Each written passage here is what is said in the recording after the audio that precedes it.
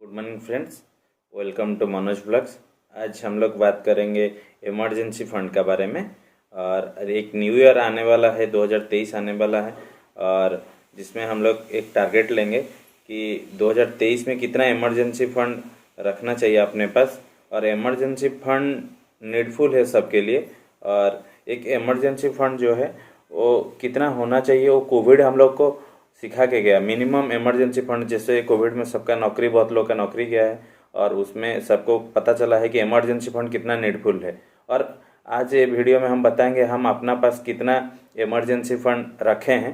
वो video last तक देखिए, आप लोग को पता चल जाएगा हम लास्ट तक कितना मेरा पास इमरजेंसी फंड है और कितना होना चाहिए। इमरजेंसी फंड एक्चुअली कितना रखना चाहिए एक आदमी के पास, वो एक्चुअली रखना चाहिए एक आदमी का जितना भी मंथली एक्सपेंसेस है उसका 6 गुना रखना चाहिए। जैसे एक आदमी का सपोज 10,000 रुपया मंथली एक्सपेंसेस है, उसका रेगुलर मंथली एक्सपेंसेस अगर सपोज 10,000 रुपीज़ है, उसका 6 गुना मतलब उसका 60,000 रुपीज़ मिनिमम उसका पास लिक्विड फंड में रखना चाहिए। और इमरजेंसी फंड जो है उसको इमरजेंसी फंड में अपना मिनिमम 60,000 रुपीज़ उसका इमरजेंसी फंड में पार्क करना चाहिए। और जो भी इमरजेंसी का टाइम है उसको 6 महीना के लिए कम से कम असिस्ट हो, उसको 6 महीना के लिए वो उतना पैसा में वो उसका टाइम 6 महीना उसका चल जाए, और मंथली एक्सपेंसेस जो घर का है वो चल जाए।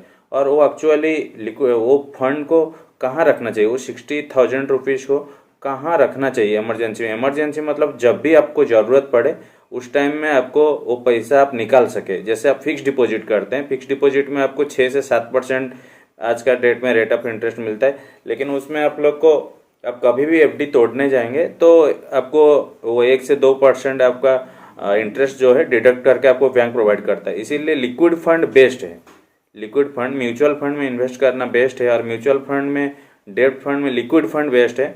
लिक्विड फंड में हम लोग 6 से 1 साल के लिए पार्क कर सकते हैं, और ऑलवेज बड़ा लॉन्ग टर्म के लिए पार्क कर सकते हैं, लेकिन मिनिमम 6 महीना का जो 60,000 फंड है वो धीरे धीरे पार्क कर सकते हैं एसआईपी के जरिए, या छोटा छोटा अमाउंट उसमें इन्वेस्ट करके उसको एक बड़ा पर्पस, जैसे मिनिमम 6 गुना आपका मंथली एक्सपेंसेस का आप एक पार्क कर सकते हैं। और उसमें आप हम तीनों लिक्विड फंड का बारे में बताते हैं। और जैसे वो लिक्विड फंड बेस्ट है, उसमें पहला म्यूचुअल फंड में जो डेब्ट लिक्विड फंड है वो आपका रेगुलर बेसिस में रिटर्न देते रहते हैं, और इसमें अप डाउन नहीं होता है। रेगुलरली एक मिनिमम रेट ऑफ इंटरेस्ट में वो बढ़ते रहता है। हम तीन जो म्यूचुअल फंड है उसका बारे में बताएंगे, और 3 लिक्विड फंड है। और इसमें पहला जो लिक्विड फंड आता है वो एसबीआई लिक्विड फंड है। एसबीआई लिक्विड फंड आपको करीब एनुअली रिटर्न जो है 5% आसपास देता रहता है, और इसमें हम खुद पर्सनली इन्वेस्ट करके रखा है, मेरा इमरजेंसी फंड को पार्क करके रखा है। और another one is AVSL, Aditya Birla Sun Life liquid fund है, और ये भी करीब करीब वही 5% rate of return annually return generate करके देता है। और इसमें आप अपना पर्सनल जो एक्सपेंसेस के लिए इमरजेंसी फंड पर्पस इकट्ठा कर सकते हैं। और third one is ICICI prudential liquid fund है, और वो भी एक अच्छा फंड है। तीनों बड़ा बड़ा फंड है उसे, और इन लोग के पास इन लोग अच्छा मतलब AAA+ कैटेगरी में इन लोग का अपना लिक्विड फंड को इमरजेंसी में पार्क करते हैं, और जिसमें आप लोग का पैसा सेफ भी है, और रेगुलर बेसिस में कुछ ना कुछ बढ़ते रहता है 5% रेट ऑफ इंटरेस्ट, और जब ज़रूरत पड़े आप उठा भी सकते हैं। और इसीलिए आपका इमरजेंसी फंड हमेशा आपके पास होना चाहिए। और आपका इमरजेंसी फंड को आप एक ऐसा जगह में, लिक्विड फंड में भी हम बोलेंगे, पार्क करके रखिए जहाँ जब भी ज़रूरत पड़े आप उठा सकें। Thank you, thanks for watching.